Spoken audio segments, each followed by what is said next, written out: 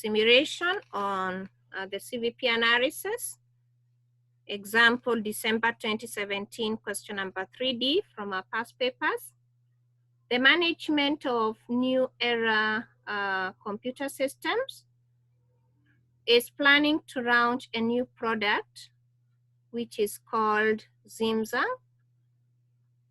And the fixed cost is shillings 80,000, selling price, variable cost, and the annual sales volume of the product are uncertain. And being uncertain, it means we are the ones to assign as guided by probability. Uncertainty definitely introduce the probabilities analysis. And then the data is given as below. You can see the units. You can see the variable costs proposed coming with different probabilities. And then we have the volume. We are told to simulate the average profit of the product on the basis of 10 trials. And we are guided by the following random numbers. So the first thing we look at is how are the random numbers coming? They are coming in form of 2 digits. So our random number ranges should take 2 digits. Our probability should take 2 decimal place variables. Very important to do that matching. If they were coming in 1 digit, then our probability should be taking 1 decimal place variable. If they were given, let's say, in 3 digits, then our probability should be taking 3 decimal place values, so that when you're assigning the ranges, they're actually matched to the given random numbers. Now, which are our variables? The variables are 1, the selling price, 2, the variable cost per unit, yeah, and we also have the volume, which we call the X. What do we know? From our CVP analysis, our topic 1 in linear functions, we all know that our profit, which we are calling letter pi, a Greek letter, is always computed as, look at this, the contribution margin, which is the difference between the price per unit and the variable cost per unit, times the number of units, yeah, times the number of units. We were using X, and we minus the fixed cost. So are all these given? Yeah, we have the price, which we'll choose upon the random number.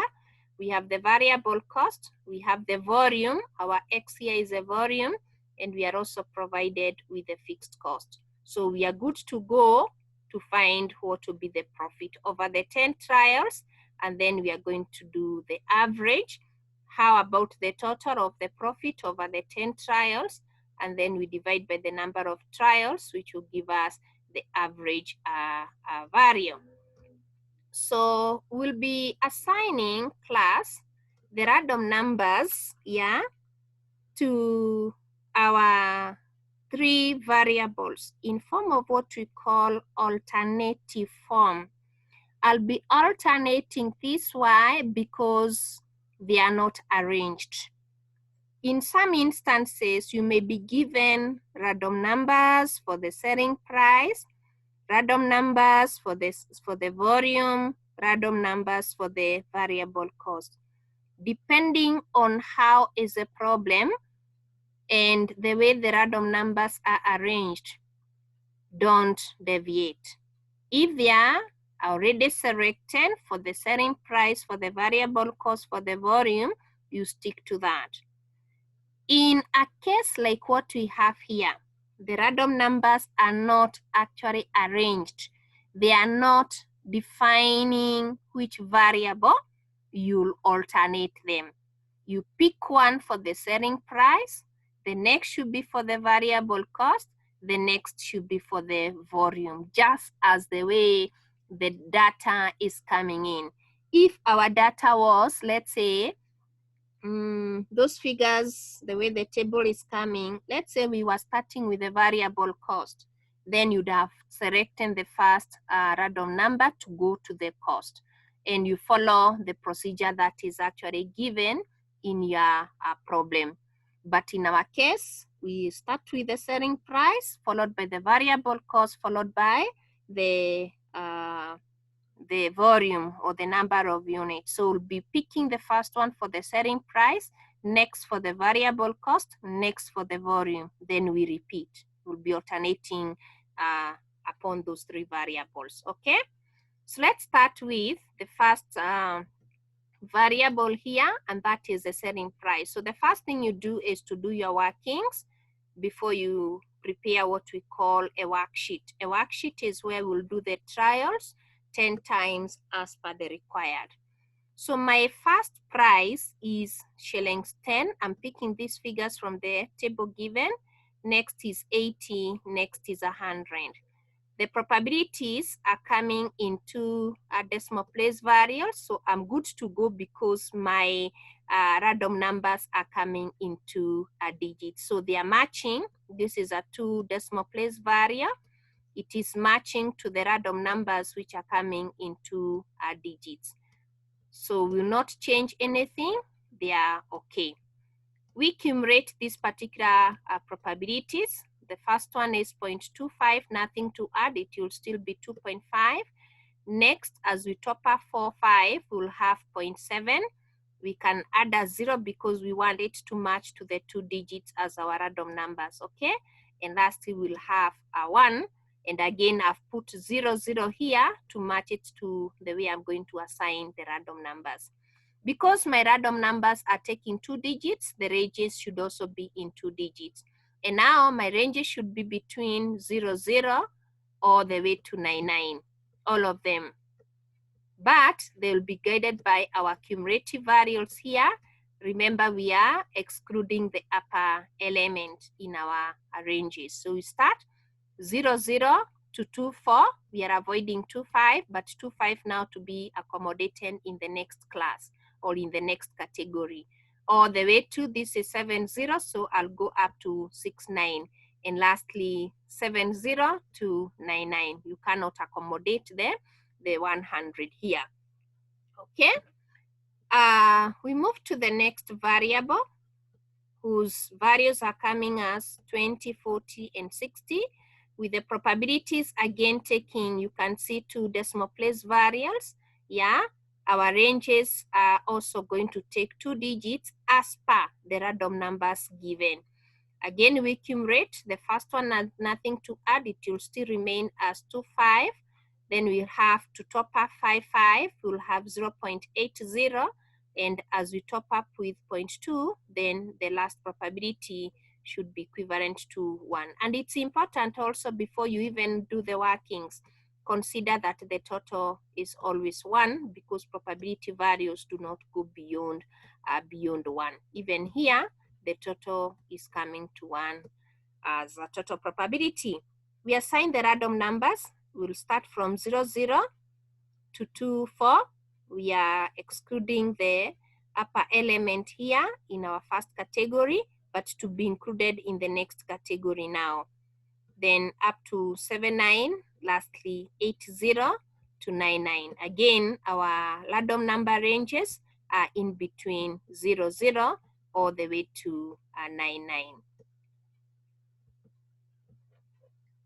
Okay. Let's now work on the last variable, which in this case is the volume, or what we are baptizing as our X units. That is our volume. So to work on our random number ranges, the figures given were 40,000. If you want, you can still hold the 0 zeros here. Probabilities given are 0.3 all the way to 0.35.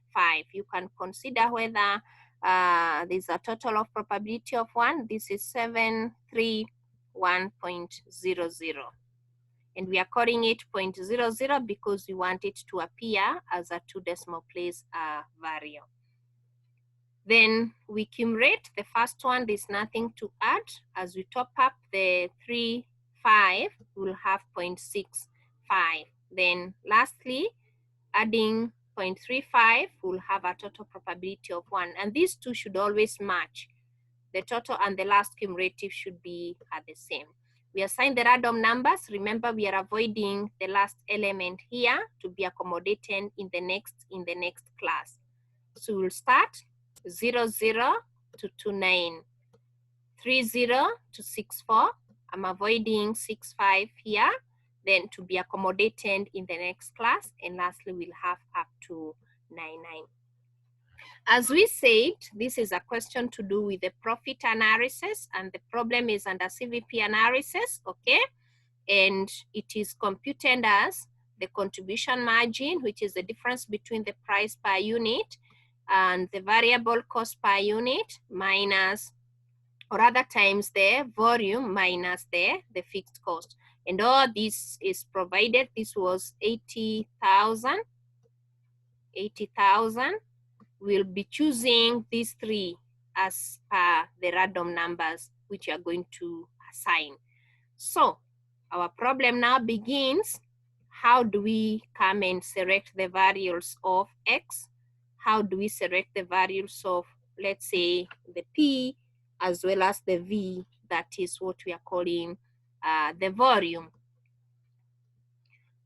We prepare what we normally call class in simulation, and you should always prepare this table. It is always titled simulation worksheet. It is the one that shows us the flow of how the workings are done. So what I've done here, I have prepared the table in form of what do I want to compute. My workings are on the profit. So I put it at the end. The moment I'll have selected all these elements, I just put my workings in order, and finally I'll be able to answer the question. The first column, I call it the trial number. Why? Because I'm told to do this over 10 trials. If I were told to do it over 10 days, then I would have called this one the day number. If I were told to do it over 10 months period, I would have called this one the month number, okay? Because here we were talking of the 10 trials, I have called my column here the trial number. Then the next column, I've assigned the price. The next column, I've assigned the variable cost per unit. And lastly, the X, which is my volume, so that when I come and fix them here, and the fixed cost, remember, by definition, is going to remain constant throughout, it will not actually change, then there's no need to construct a column you call the F, okay? Since that is just but a constant value. So how do we now come up with the P? How do we come up with the V? How do we come up with the X? The random numbers to guide us. We have said we'll be alternating this.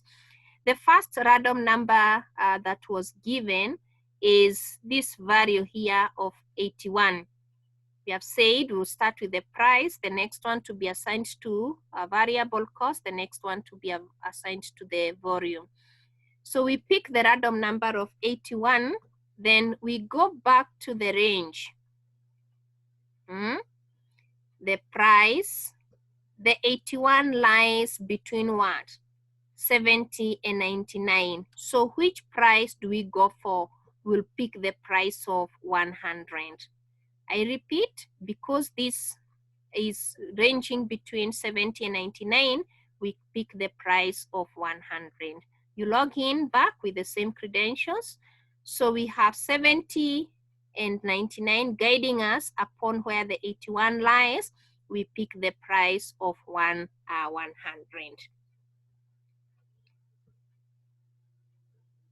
Next, we'll pick the random variable to go by the variable cost per unit, which in the question, it is given as 32. So we assign which value as our V, or the variable cost per unit. Again, we go back to this table. The 32 lies between 25 and 79, so we pick the variable cost of 40. We do the same